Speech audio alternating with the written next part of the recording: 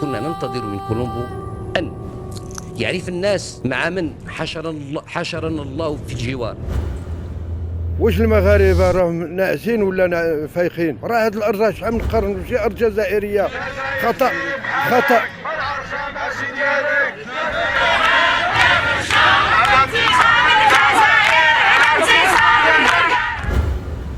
دابا الجزائر راه كتضحك علينا. وما الارض مغربيه وستبقى مغربيه وفي جيجيه والسنغاليه. الاخوه اللي كيقولوا انهم احنا انتم الخوات ديالنا، هذا هو حق الخوايا الجزائر.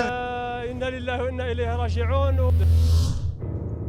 واحد السؤال واش عمرو جا على بالك، هو علاش الحدود الجنوبيه ديال المغرب مع موريتانيا غادي خط مستقيم تقول مسطر بمسطره، وعلاش الحدود الجنوبيه ديال الجزائر تقول حتى هي مسطره بمسطره، مصر كذلك، ليبيا، موريتانيا، علاش ديما خط الحدود كيكون مستقيمي؟ ايوا بلا ما تحمق راسك، راه نيت مسطره بالمسطره. نعاودها لكم بحال الخرافه. هذا سيدي نعلك في 1916 في الوقت اللي كانت فيه الحرب العالميه الاولى، واحد خينا عنده مستاش سميتو مارك سايكس، كان كولونيل ديال بريطانيا العظمى، عرض على عشيرو قائد فرنسي فرانسوا جورج بيكو، كالو تعشاو شبعوا، هو يجبد بحال ما هو كينات الخريطه ديال الامبراطوريه العثمانيه ودول شمال افريقيا. قال لي ارى لي السيلو احمر، عطاه السيلو احمر، قال لي ارى لي مسطره، عطاه مسطره، وصار كيخطط على الخريطه.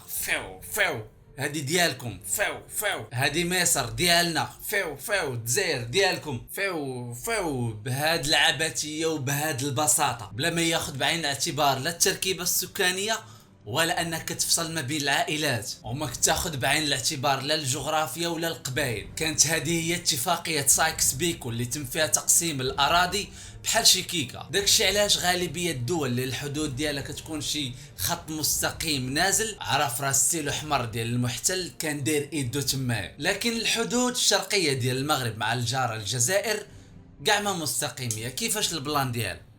ايوا تبع معايا مزيان. 18 فبراير 2021 غيجي جنرال والعساكريه ديال الجزائر لمنطقه العرجه حدا فيكي، وقالوا المغاربه اللي كانوا كيزرعوا فيها النخل وكيستغلوها لكثر من 40 عام، عندكم من هنا للشهر باش تخويو، هذه ارض جزائريه، والخميس 18 مارس اللي غادي نلقاو حاط رجليه فيها غادي نعتقلوه، اللي باقي نشوفوه مراد زويت خلات عليه، طرد مسلمين من قبل مسلمين من بلاد المسلمين. المسيره الكحله ديال بومدين 1975 في العيد الكبير دوزيام فيرسيون. التاريخ يعيد نفسه. شي ناس سيدي قالوا باللي الجزائر عندها الحق مادام ديك الارض تحت السياده الجزائريه وماشي ارض مغربيه، ومادام الحدود مسدوده من 1994 فراه من حقها تجري عليهم، والمغاربه جبدوا رسوم الملكيه كترجع لعهد الاستعمار من عند النوطير الفرنسي، وناضت احتجاجات والروينه. الجزائر سيري في حالك، العرجه ماشي ديالك، وكل شي تلف وما عرفش واش العرجه مغربيه ولا جزائريه. وجا الاعلام كيكبر الموضوع وكيقول توغل الجيش الجزائري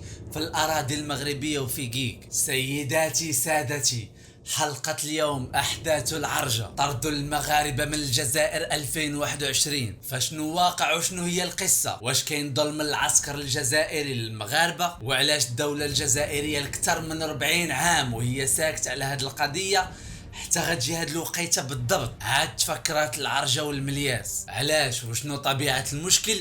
وعلاش تيقولوا باللي في كيك غتاخذها الجزائر؟ الحلقه ديال اليوم فيها شلابك ومعلومات، داكشي علاش كمل معايا الفيديو حتى الاخر. لكن قبل بغيت نشكر واحد الولد درافات اللي صيفط لي الدرع الفضي. هاد الدرع ما صيفطاتوش ليا شركه يوتيوب، لكن صيفطوا لي واحد الولد من امسوان اكادير سميتو زكريا امالو. دري زوين تبارك الله، عنده قناه على اليوتيوب. اللي بغى يعرف كيفاش زكريا يقدر يصوب هذا الدرع اللي بحاله بحال ديال اليوتيوب الحقيقي بادوات جد بسيطه، فراه غادي نخلي لكم رابط في صندوق الوصف، دخلوا ليه ودعموا هذا الولد زكريا. اعطونا لايك واشتركوا في القناه وتابعوني على الانستغرام.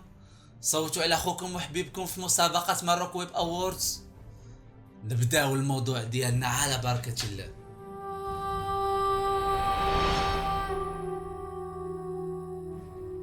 15 يناير 1969، 5 سنين دازت على حرب الرمال بين المغرب والجارة الشرقية الجزائر. بردات الخواطر والقادة عرفوا باللي لازم نساو الخلافات ونرجعوا نتوحدوا لتحقيق الوحدة الاقتصادية المغاربية اللي من شحال وحنا كنحلموا بيها، وبانت رغبة حقيقية بين الطرفين في التهدئة وتكالمات القضية. المغرب اللي كان كيطالب بأراضيه التاريخية والصحراء الشرقية بشار بن عباس وتندوف. الجزائر تتقول احترام الحدود الموروثة على الاستعمار بلا ما يكون للشعوب الحق وبلا ما يفكروا في شنو دار الاستعمار في أراضيهم. والحل اتفاقية إفران للتعاون وحسن الجوار اللي مهدات لمعاهدة الحدود 15 يونيو 1972 بالعاصمة الرباط، على هامش القمة رقم 9 لمنظمة الوحدة الإفريقية اللي كان رئيسها ملك المغرب الراحل الحسن الثاني، اللي تقامت في المملكة المغربية بحضور 22 من قادة الدول الإفريقية من بينهم رئيس الجزائر هواري بومدين، غيثنيوا على اتفاقية ترسيم الحدود. وأخيرا رجعت المياه لمجاريها وتطرق مسمار الحدود اللي ما كانش محدة مزيان من معاهدة لالا مغنية سنة 1845 بين مولاي عبد الرحمن سلطان الإمبراطورية المغربية الشريفة ولويس فيليب الأول ملك فرنسا اللي كان حاكم مستعمرة الجزائر الفرنسية. كل شي خرج فرحان كسمينة مع سيلة، كل شي داير النية وتوحد مفراس الدغل. الجزائر مورا عام ديريك تصادقات على المعاهدة في الاجتماع الجزائري ودفعات الدوسي للأمم المتحدة. المغرب تسنى 20 عام حتى 1992 عاد غيصادق عليه مجلس النواب وغيتنشر في الجريدة الرسمية للمملكة المغربية عدد 4156، وفي المادة الأولى اللي كتشرح خط الحدود المتفق عليه وتسير عبر خط القمم مرة بجبل الملياس وتمر عبر ذلك بخط القمم على المرتفعات التي تفصل واحات بني والنيف وفقيق مجتنبة منطقة الكثبان الرملية شرق هذه القرية مرة بالوادي الغير المسمى حتى التقائها بوادي حلوف تابعة هذا الواد شمالا حتى رأس بني سمير. هكذا ولات هذه الاتفاقية هي الفصل بلغة القانون الدولي. فيقيق مسقط رأس الشيخ المجاهد بوعمامة. أول حاجة فيقيق مغربية جات على الحدود مع الجزائر. فيقيق مقابلة مع منطقة بني والنيف اللي تابعة لولاية بشار الجزائرية. منين طرا هذا المشكل ولينا كنسمعوا شي أسماء ديال دواور ومناطق عمرنا سمعناهم: العرجة، الملياس، بني والنيف، واد زوزفانة، الواد الغير المسمى، فج المجاهدين، جبل أزدغيس. وقال لك الجيش الجزائري يسطو على أراضي مغربية ويدخل فيقيق والمغرب لا يحرك ساكنة. ودابا واش دخلنا عليك بالله كاين السيبة في البلاد بالخوشيبات. خاصنا نفرقوا ما بين قطعة أرض صغيرة كانوا كيستغلوها فلاحة مغاربة داخل التيريتوار الجيريان وما بين منطقة فيقيق المغربية. الفيلم كامل داير على واحد المنطقة سميتها العرجة والملياس. العرجة والملياس هادو أراضي فلاحية صغيرة، المساحة ديالهم ما كتعداش. المساحة تقدر ب 50 هكتار، لا الجميع عندي مساحة ديال هكتار، شي 30 شجرة و30 ديال الفسائل. الموقع ديالها جا وسط فج المجاهدين في الضفة ديال واد زوزفانة شرق فيقيق. ومنين كنجيو نديرو مطابقة لهاد الإحداثيات على الخريطة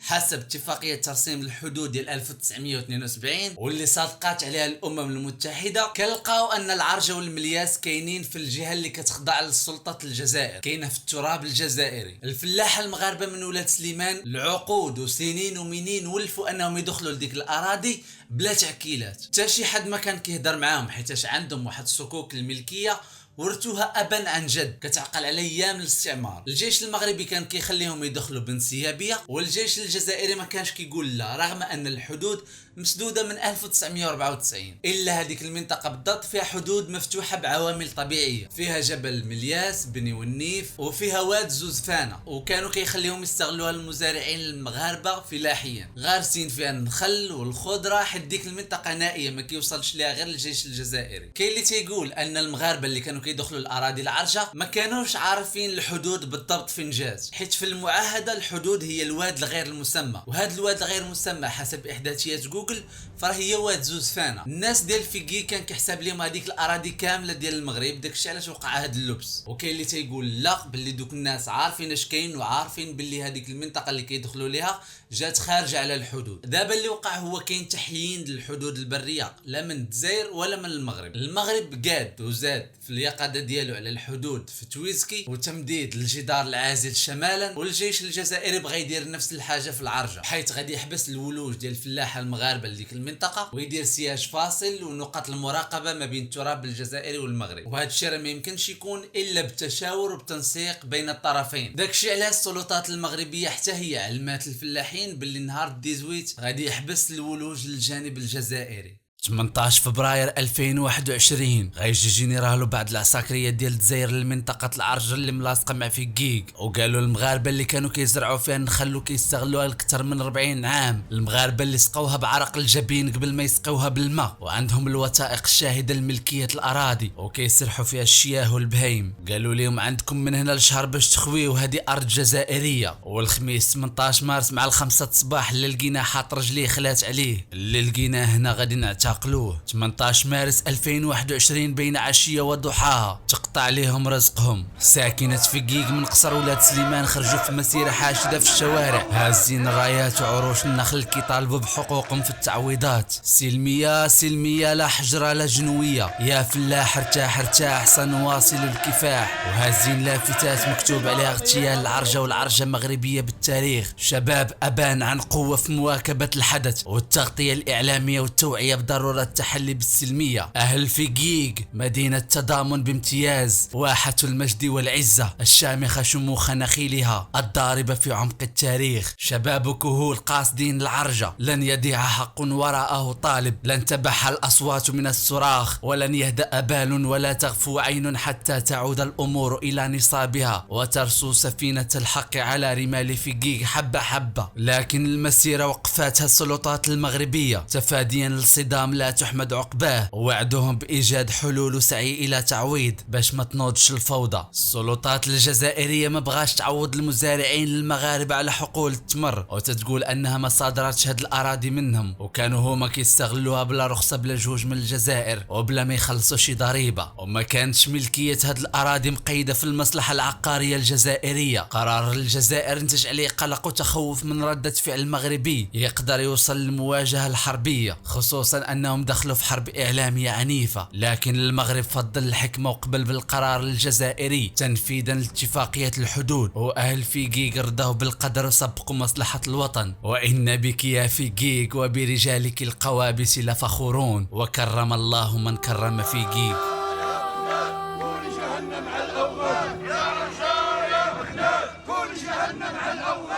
خاصك تعرف ان قبل 1845 حتى شي واحد ما كان كيهضر على شي حاجه سميتها الحدود ما بين المغرب والجزائر، ما كانوش معلمين بشي خط ولا بشي حجره، كان داكشي مفرع. المغاربه ملي كانوا كيبغيو يحجوا كانوا كيركبوا على الخيل ولا الناقات، كيهزوا المونه كيشقوا في الجزائر ولا تونس ليبيا، وانت غادي ما كاينش اللي يقولك شحال في الساعه. ودابا غادي نبغيك تحضر معايا عقلك مزيان. 18 مارس 1845 المغرب غادي يوقع بزز منه ماشي بخاطره معاهده لالا مغنيه مع فرنسا. اش جاب دابا فرنسا الهضره؟ حنا داويين على المغرب والجزائر، انت مشيتي هضرتي على فرنسا. فرنسا هي اللي كانت مستعمره الجزائر، هي اللي كانت محتله الجزائر، اذا الجزائر كانت مستعمره فرنسيه. داكشي علاش المعاهده كانت ما بين عامل الوجده المغربي حميده بن علي الشجعي مع الجنرال الفرنسي كون دو لا ريو. مشات فيها اراضي مغربيه اقتطعتها فرنسا لمستعمرتها في الجزائر. علاش؟ حيتاش المغرب خسر في معركة إيسلي.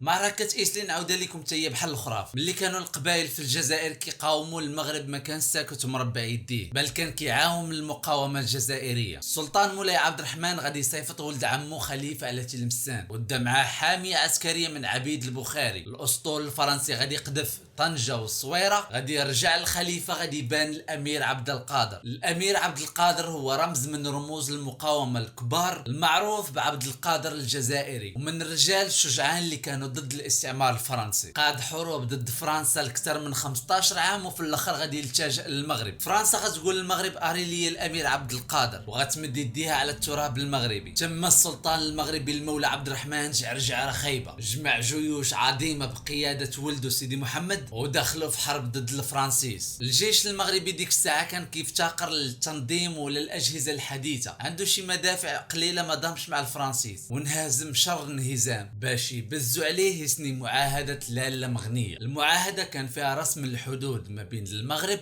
ومستعمرة الجزائر الفرنسية. قالوا الحدود غادا تجي من السعيدية جاية حتى لواحد الكودية كتسمى تنية الساسي. تنية الساسي جات فوق فقيق ما واصلاش للفقيق، ومن فقيق لتحت ما داروش رسم الحدود، خلاو داكشي ما محددش. دابا السؤال الكبير هو علاش حتى 2021 عاد الجزائر غادا تفكر ديك المنطقة، وعلاش هاد الوقيته بالضبط؟ الجزائر تتقول ان دوك الناس مغاربة، الجيش الجزائري كان مدير معاهم المزيان، داير الخير في هاد الفلاحة البسطاء باغيين ياكلوا طريف ديال الخبز، قال معليش خلي دوك الناس تسترزق بشرط ما تقعدوش هنا، تجيو تفلحوا الارض ديالكم هنا، تديو محصول التمر ولا الخضره ولا الفلاحه ديالكم هنايا وتروحوا الفقيق، ممنوع واحد يقعد. هادشي ابا عن جد القضيه عندها عقود والامور غادا هكا ما كاينش مشكل. وهنا تتقول الجزائر ان بعض الاطراف المغربيه بغاو يزرعوا الكيف في ديك المنطقه، تتقول انه كاين بعض الفلاحه الطماعين بداو كيزرعوا الكيف داك الواد وباغيين يصدروه للجزائر، وكاين تواطؤ في الترافيك ديال التهريب. وتتقول انه من وصلتنا معلومات استخباراتيه انه كاين تهريب المخدرات وكاين تهريب الاسلحه، قررت ان صافي هذيك الثقبه تسدها.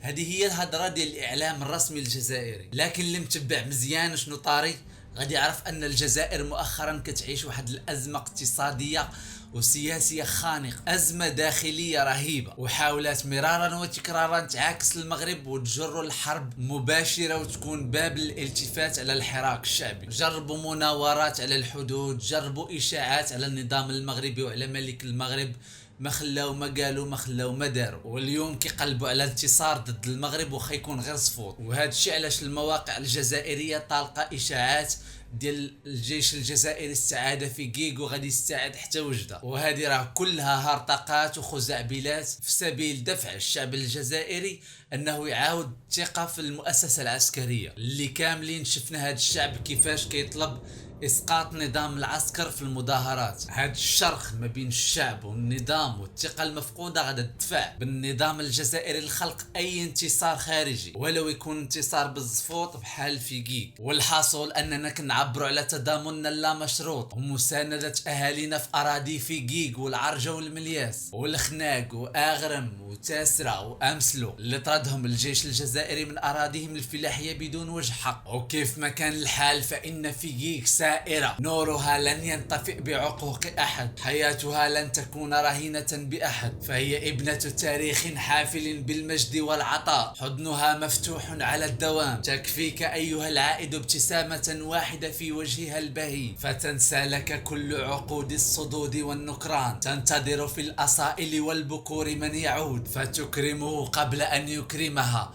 وتعطيه قبل أن يعطيها. إلى كل مطرود نم قرير العين يا سيدي، فرزقك مقرر محتوم ميسر، وما من دابة في الأرض إلا وعلى الله رزقها. المغاربة كلهم في جنبكم، المغرب قبل كل شيء ولا غالب إلا الله، وإن عادوا عدنا. سيداتي سادتي، حلقة اليوم سلات، شكرا لكم بزاف على المتابعة.